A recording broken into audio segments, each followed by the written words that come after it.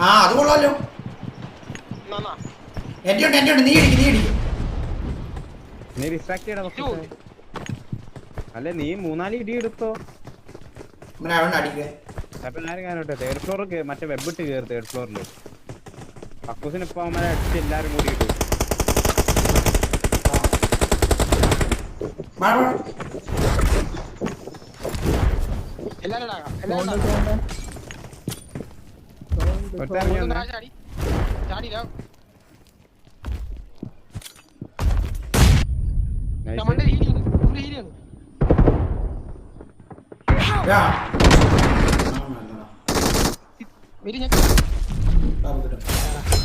മൂന്ന് പേരല്ലേ ഉള്ളത് മൊത്തത്തില്.